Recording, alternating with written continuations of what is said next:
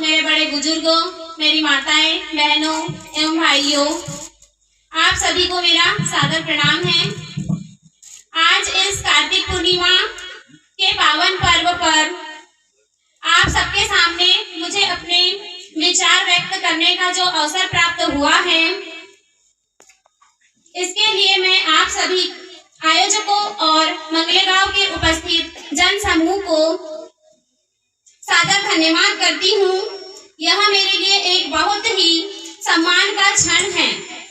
धार्मिक मान्यताओं के अनुसार कार्तिक पूर्णिमा का दिन भगवान विष्णु के मत्स्य अवतार के रूप में विशेष रूप से मनाया जाता है, जहाँ भगवान विष्णु ने मत्स्य अवतार धारण करके मनु को अपनी सृष्टि को प्रलय होने से बचाने और पुनः स्थापित करने का संकल्प लिया था तथा कार्तिक पूर्णिमा के दिन ही सिखों के पहले गुरु नानक देव जी का जन्मदिन मनाया जाता है, जिसे प्रकाश का पर्व या गर्व का पर्व भी कहा जाता है और इसे ही देव दीपावली के नाम से भी जाना जाता है।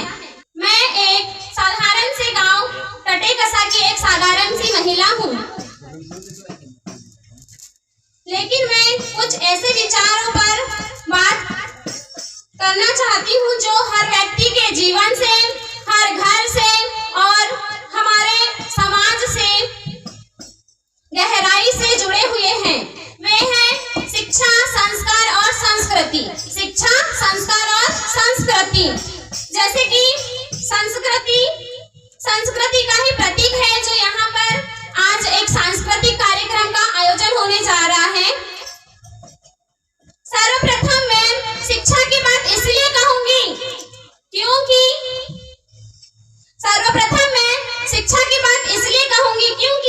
मेरे गांव टटेकसा में मेरा गांव मेरा तीर्थ मुहिम के तहत शिक्षा के क्षेत्र में अनेकों कार्य किए जाते हैं और इस मंच के माध्यम से मैं टटेकसा के बुद्धिजीवी और हमारे सहयोगियों का बहुत आभार व्यक्त करना चाहूंगी। मेरा गांव मेरा तीर्थ हमें यह सिखाता है कि शिक्षा हमारे जीवन का वह अनमोल दीपक है जो अज्ञानता के अंधकार को दूर करता है। दूसरी बात संस्कार की करूंगी। भले ही शिक्षा हमें होशियार बनाती है, लेकिन संस्कार हमें इंसान बनाते हैं। भले ही शिक्षा हमें होशियार बनाती है, परंतु संस्कार हमें इंसान बनाते हैं। संस्कार हमारे जीवन के वे नैतिक मूल्य और अच्छी आदतें हैं जो हमें अपने परिवार, समाज और धर्म से विरासत में मिले हैं, जैसे बड़ों का आदर करना, छोटों को स्नेह देना और गुरुजनों का सम्मान करना। ये हमारे संस्कारों की पहचान है। मैं अपनी अंतिम बात संस्कृति की करूंगी।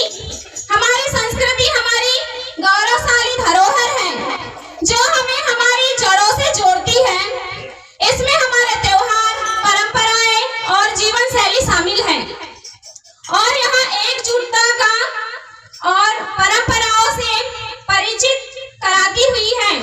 इसलिए यह हमारा कर्तव्य है कि हम अपनी समृद्ध संस्कृति को सहेज कर रखें और अपनी आने वाली और अपनी